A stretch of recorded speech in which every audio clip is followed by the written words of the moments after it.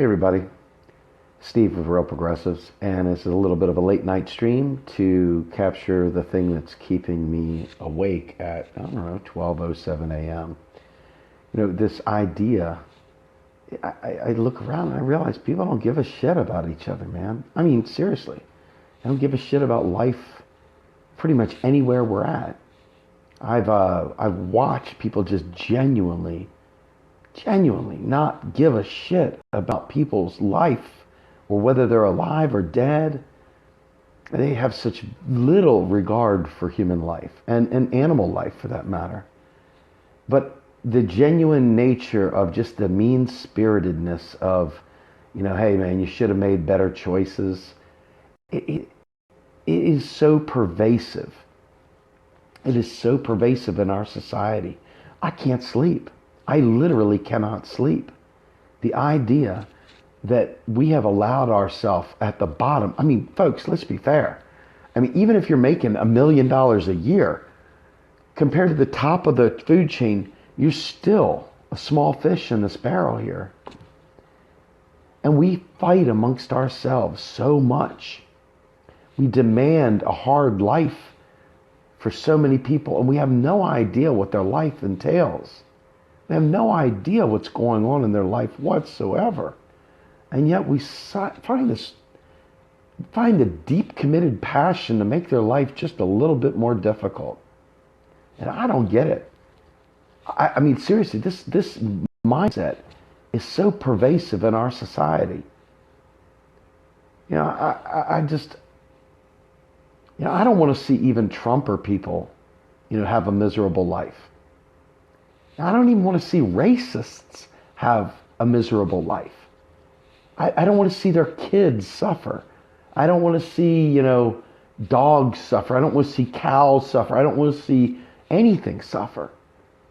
And yet so much of our society is built around wagging our finger at people who should have made a better choice or should have done something different. And, no matter how much you talk to people about, how important it is for all of us that everybody do well. It's like, selfishly, you want everybody to do well. Because when people are not struggling, when they're not desperate, they tend not to break into your house and they tend not to shoot people, right? And when people get, I don't know what the word is, but, when people have enough food on their table, and when they can go home and have a moment of downtime, and they can spend a little bit of time with their children, and they can do some things to self-actualize, society is better. Your life is better, whether it be you directly affected or not. We really are tied together. Folks, I'm telling you right now, I have such a morbid, twisted feeling looking at how people are ramping up for, the inauguration even. It's almost like, we go there and our goal is to hate, not to build, not to love, not to find a way to bridge, not to find a way to make progress. And, it's one thing to resist the Trump agenda, which I will do when it is not progressive. But it's another thing altogether to create a war zone, yet again, a new war zone, where Americans hate each other more than they did before. I remember being bitterly angry at Mitch McConnell for basically coming out and saying he was going to cock block Obama. Like within the first day he came into office. I remember being really angry about that. And the GOP basically was like, "Hey, not my problem, man. Your guy. We're not going to help him. We're not going to help him one bit." Turns out they work together quite nicely if you look at the sequestration and all the austerity measures. But that's another story, and all the bombings and wars. But I really worry about a movement that has to thrive on hate, either hate for the Trumpers and those people over there, or the Trump people hate those people over there. I will tell you that I have a deep dislike for people that don't understand economics, who use economic terrorism as a means of literally making people suffer.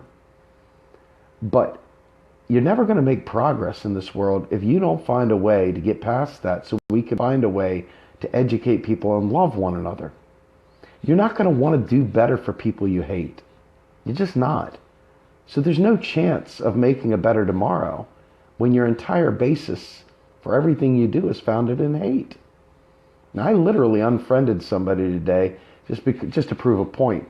But it really comes down to this. If you think for a minute that just spewing hate is somehow or another a progressive ideal, well, it's not. It really isn't. Progressives are about truth. Progressives are about standing up for each other. And they're for standing up for even people who are asleep. I mean, we stand up for Democrats who are asleep. Why not stand up for the Trumpers who are asleep too and try and bring them into the light? You can stand against all the policies in the world, but the hatred, it's not going to get it done. It's not going to help us. We're not getting anything done if that's our approach. I'm telling you, I don't have 4 years to kill. I don't have 8 years to kill. We've got to make progress even with the enemy in there. The enemy, right? The other side, whatever the other side is. We got to make progress, period. Our planet doesn't have 8 years of environmental sustainability to deal with us not taking measures. Seriously. And it's going to require working across the aisle. It's going to require some thought, and it's going to require more than just hate. Now, I know you don't want to legitimize a bigot, and you don't want to legitimize a presidency you feel is a disgusting representation of America. But I got to tell you, it's sad but true, but here we go. This is what we got, folks. Are you ready to give away 4 years of your life with zero progress? Are you willing to write it off as merely just doing what you hate? I'm not. We got to find a way to fight through this. And the only way to do it is reach across the aisle, because guess what? They have power. They have the power right now. They do. So I don't think I'm going to be able to sleep very well tonight, because I just realized that people are willing to throw away 4 to 8 years of our lives just living in a state of hate instead of finding a way to make progress. And I don't know how to live that way. I can't live in 8 years. We've already been through it enough, man. How many of these presidential cycles do we go through where we just live in a perpetual state of hate? I mean, seriously. I mean, aren't you tapped out? Do you still got more hate to give? And I used to think, we can't have any more kids because there's not more love to give. But every time a kid would come out, I'd find more love. I don't see how you can go through 4 to 8 years of nothing but pure unadulterated hate. I don't know how you can do it. I can't do it anymore. Can't. Does that mean I support them? Hell no. So, but I love my family. I love you guys enough that I'll fight even with the bad dude, because I need to make sure the planet is inhabitable. I need to fight for single payer. We need to convince people that are on the edge over there that single payer is not a bad deal. We need to teach people. We need to become educators, not haters. Ignorance can be fixed. Okay? Ignorance can be fixed. It really can. It has to be. That's our only shot here.